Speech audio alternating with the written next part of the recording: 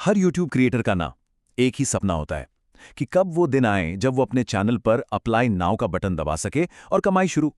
लेकिन ये रास्ता जितना सीधा दिखता है उतना है नहीं।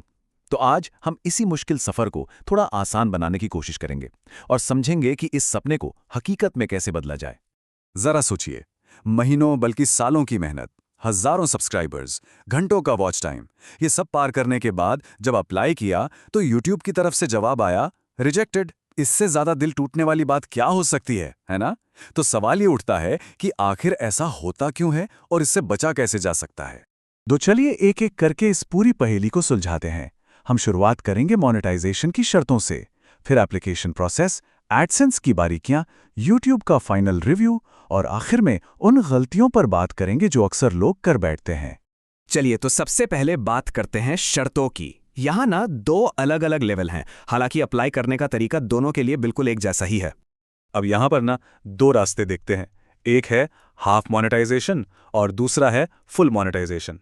हाफ के लिए 500 सब्सक्राइबर्स और 3000 घंटे का वॉच टाइम चाहिए, फुल के लिए 1000 सब्सक्राइबर्स और 4000 घंटे। अब सुनने में तो लगता है कि चलो हाफ से ही शुरू कर लेते हैं, लेकिन असली खेल मतलब वो पैसा जो वीडियो पर आने वाले विज्ञापनों से आता है वो सिर्फ और सिर्फ फुल मोनेटाइजेशन में ही मिलता है। हाफ में आपको सुपर थैंक्स या मेंबरशिप जैसे छोटे मोटे फीचर्स मिलते हैं जिनसे शुरू में कोई खास कमाई नहीं होती। इसलिए अपना पूरा ध्यान हमेशा फुल मोनेटाइजेशन पर ही रखना चाहिए। तो जैसे ही ये नंबर्स पूरे होते हैं, असली सफर शुरू होता है एप्लीकेशन का, जो कि बस 3 बहुत ही सीधे साधे स्टेप्स में बटा हुआ है। पहला स्टेप तो बस क्लिक करने जैसा है। तीसरा स्टेप यूट्यूब की टीम के हाथ में है। लेकिन ये जो दूसरा स्टेप है ना, एडसेंस वाला, यहीं पर सारा खेल होता है और ज्यादातर लोग यहीं आकर फंस जाते हैं। तो चलिए अब पूरा ध्यान लगाते हैं एडसेंस पर, क्योंकि अगर यहां गड़बड़ हुई तो सारी मेहनत पर पानी फिर सकता है। तो ये एडसेंस है क्या चीज? इसको ना ऐसे समझिए कि ये यूट्यूब की कमाई के लिए एक डिजिटल तिजोरी है। वीडियो पर जो ऐड चलते हैं उनसे मिला पैसा सीधे बैंक पे नहीं आता। वो पहले इस एडसेंस वाली तिजोरी में जमा होता है और फिर वहां से आपके असली बैंक अकाउंट में भेजा जाता है। और अब वो बात जो गांठ बांध लेनी है। एक इंसान अपनी पूरी जिंदगी में सिर्फ और सिर्फ एक ही एडसेंस अकाउंट बना सकता है। ये यूट्यूब का सबसे पक्का, सबसे सख्त नियम है। अगर ये नियम तोड़ा तो आपकी यूट्यूब की कमाई पर हमेशा के लिए ताला लग सकता है। एडसेंस बनाते वक्त ना कुछ बहुत कॉमन गलतियां हैं जो लोग बार बार करते हैं। पहली, डुप्लीकेट अकाउंट बनाना। अरे भाई, अगर एक बना हुआ है तो सिस्टम उसे पकड़ ही लेगा। दूसरी, उम्र। अगर कोई 18 साल से कम है तो अपने नाम से बिल्कुल अप्लाई ना करें, घर में किसी बड़े के नाम से बनाइए। और तीसरी, जो सबसे ज्यादा होती है, नाम और पते में गलती। आपकी आईडी पर जो लिखा है बिल्कुल वैसा ही लिखें, एक अक्षर भी इधर उधर नहीं। और हां, जब अकाउंट रिव्यू में हो तो उसे छेड़ने की कोशिश बिल्कुल मत करना।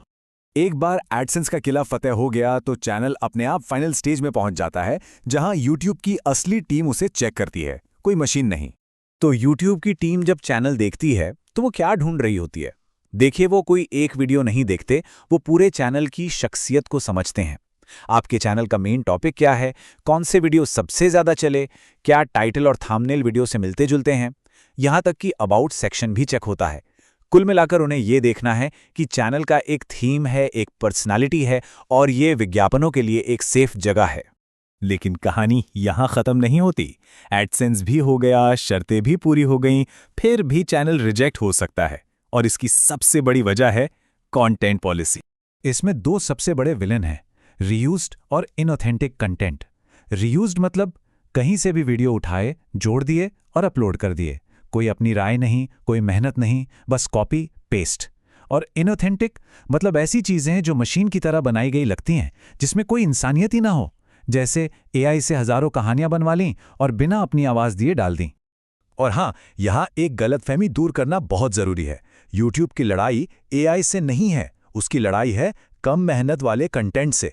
एआई एक चाकू की तरह है, इसे सब्जी भी काट सकते हैं और कुछ गलत भी कर सकते हैं। तो टूल से दिक्कत नहीं है, उसके इस्तेमाल के तरीके से है। अगर एआई का इस्तेमाल करके कुछ नया और क्रिएटिव बनाया जा रहा है तो कोई दिक्कत नहीं है। तो सवाल उठता है कि ये वैल्यू जोड़ें कैसे? आसान है, अपनी आवाज दीजिए, अपनी राय रखिए, वीडियो को इतना बदल दीजिए कि वो आपका अपना लगे, या फिर पुरानी क्लिप्स को एक नई कहानी का हिस्सा बना दीजिए। YouTube को बस ये देखना चाहिए कि इसमें आपकी मेहनत और आपकी सोच शामिल है। तो मतलब कुल मिलाकर बात बस इतनी सी है कि YouTube की मोनेटाइजेशन पॉलिसी सिर्फ नियमों की एक किताब नहीं है।